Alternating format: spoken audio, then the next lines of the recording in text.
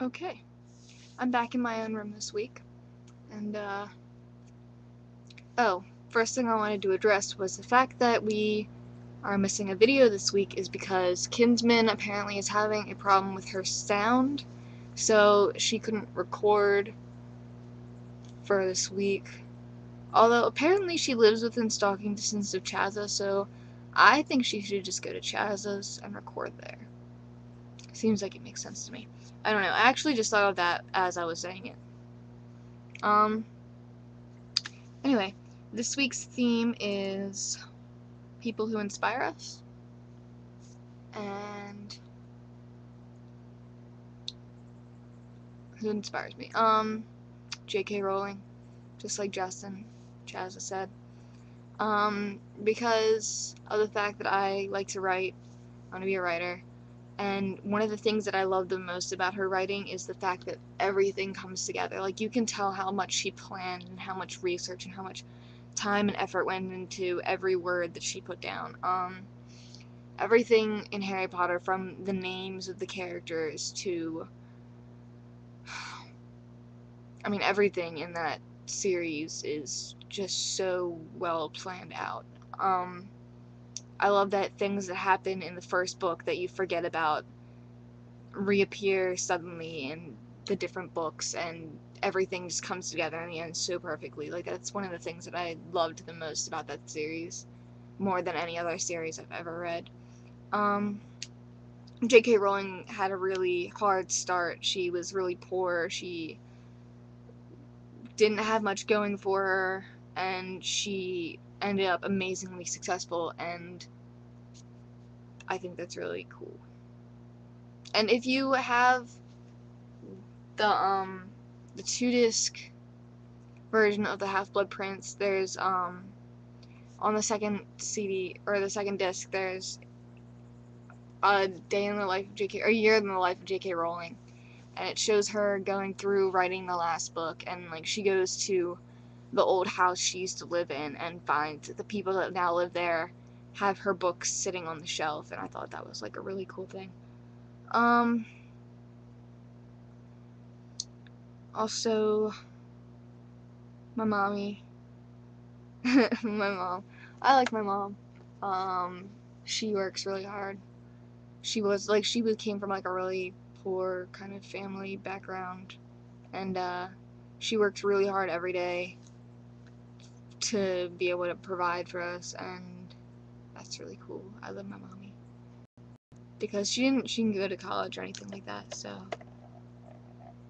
it's kind of important that, like, it's kind of important to her that, like, my brother and I get more opportunities than she did and all that kind of stuff. So I love my mommy. And also, my Facebook, my religious and political views both say Ben Webster. My dog is barking, I apologize. Both say Ben Webster. I can say he inspires me to not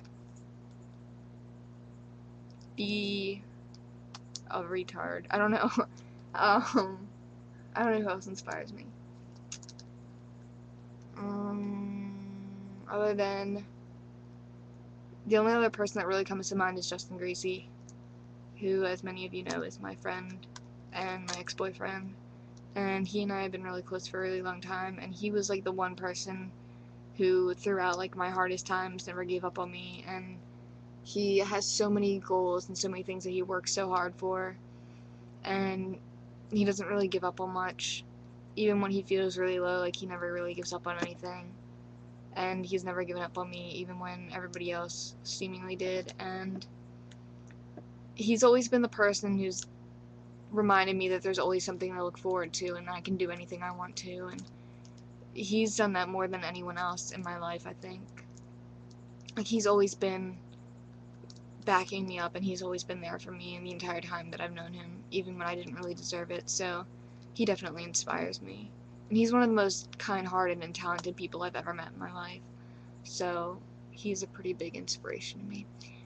And also, lastly, my sister, because she was one of the people who really raised me. My parents weren't around much when I was younger, and my sister,